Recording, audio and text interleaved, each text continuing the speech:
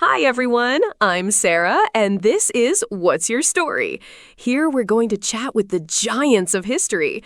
Today's guest is a man who turned the world upside down with a simple formula. Someone most of you recognize by his messy hair and that photo where he sticks out his tongue at the camera. Ladies and gentlemen, please welcome Professor Albert Einstein.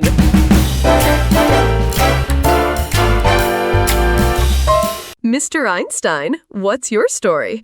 Sounds like you had quite an adventurous childhood. Yes, Sara. I was 5 when my dad gave me a compass. The needle that always pointed north enchanted me.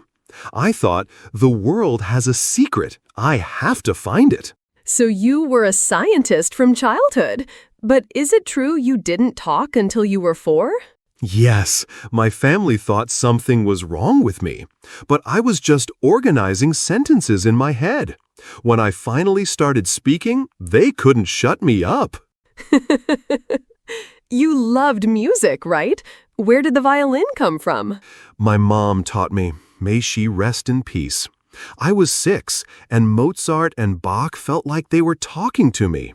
When equations got tangled in my mind, the violin cleared it. So violin was easier than solving relativity. Absolutely. Equations are stubborn sometimes, but Mozart is always kind. And what about school? I heard the teachers were annoyed with you. School felt like a cage to me. Because I asked too many questions. They called me lazy. One teacher said, "You'll never amount to anything." I think he was a little wrong, don't you? Oof.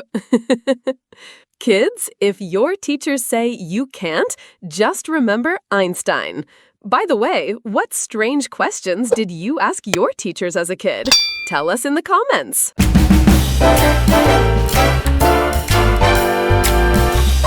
Okay, let's forget formulas. What's the story behind that famous photo where you stuck out your tongue?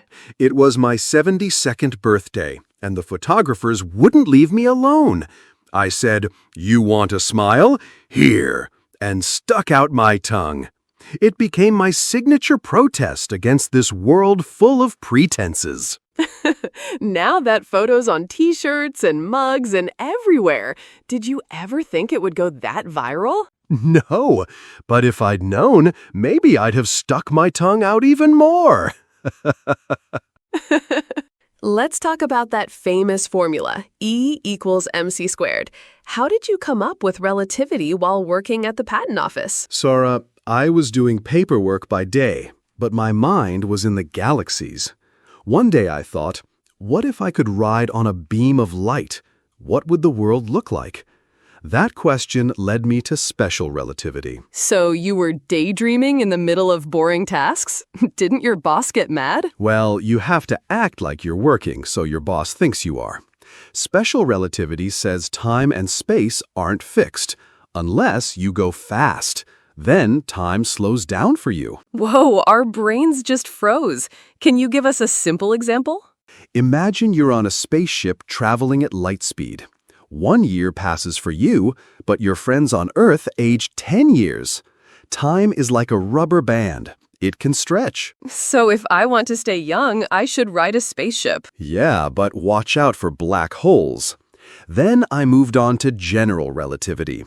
Gravity is like a cosmic blanket that stars bend as they sit on it. And when the 1919 eclipse proved your theory, you became a superstar overnight. One day I was an office clerk, the next I was front page news.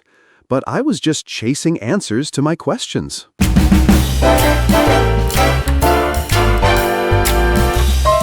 Okay, let's take a break from science. Mileva, your first wife, what role did she play in your life? Mileva was my classmate, smart and passionate. We talked for hours about physics, but our love, it was like an equation that never solved. Then you married Elsa, your cousin. What was she like? Elsa was my angel. She shielded me from the chaos of fame. She once said, Albert, your hair is more famous than E equals MC squared. And what about the rumors? They say you were quite fond of the ladies. My heart sometimes fell in love without permission.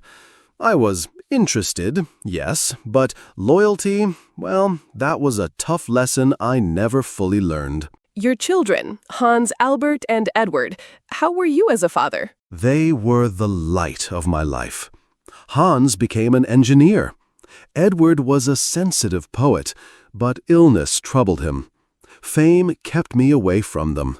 That's my regret. It's clear you loved them deeply. Now, about that messy hair, what's the story? Combing it was harder than relativity. Elsa always nagged, "Albert, buy a comb." If you were Einstein, what would you do with your hair? Tell us in the comments.